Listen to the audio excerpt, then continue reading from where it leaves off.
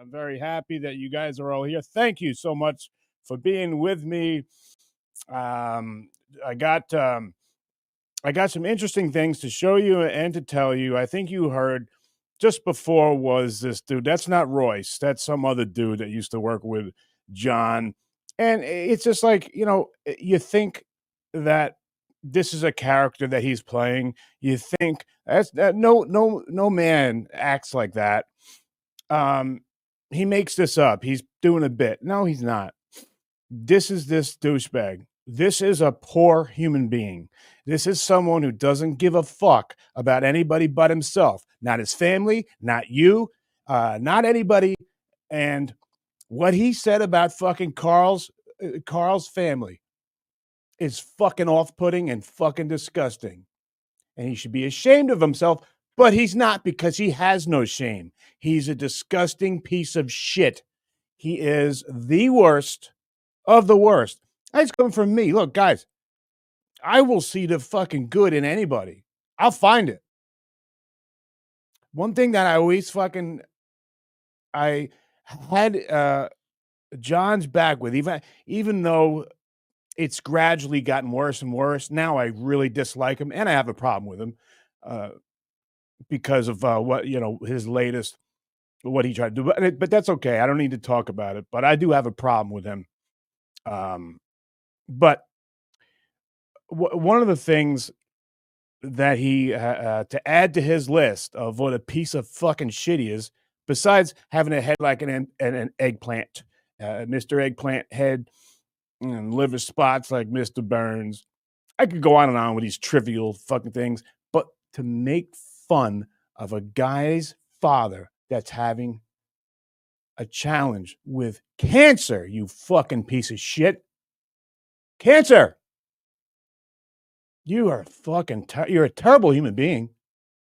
And the one thing that I kept in the back of my head was one time you were doing the John show when you were answering the phone, which is all you did. I'll tell you more about that.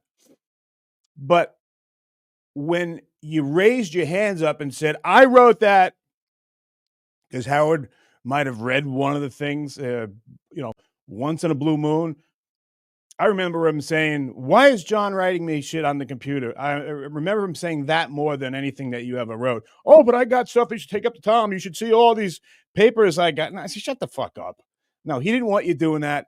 And the funniest thing, you guys don't know, I never told you this, but I didn't want to embarrass him too much. But during the breaks is when Gary, who was my boss and the producer of the show, and if John knew anything about producing a show at all, he wouldn't come to you with this, oh, I heard, so I think I can say it.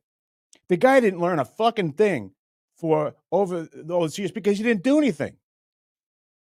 But the one thing that I had after he said, I wrote that, and all the interns were embarrassed. Like, does this guy really need to fucking pat himself on the back? And he said out loud, he goes, well, I guess I do that because I guess I'm a little insecure. He said that out loud. So I took that as a human.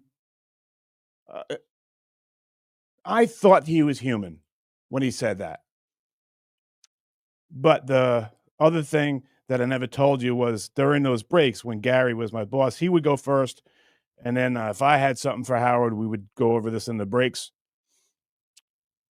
Howard would say many times when John would just be standing in the back, just with his arms crossed, he had nothing to contribute, except maybe, hey, Jeff the Drunk is on line 3. Howard would look up at me and Gary and go, why is John here?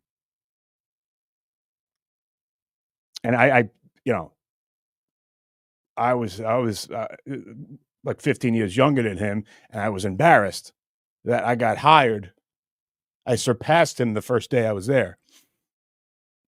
But Gary would go, John, can you give us a second? Yeah, the big shot, the guy who you would think the show wouldn't run without him. Hey, John, can you give us a second? You fucking nincompoop. You're a dumb fuck.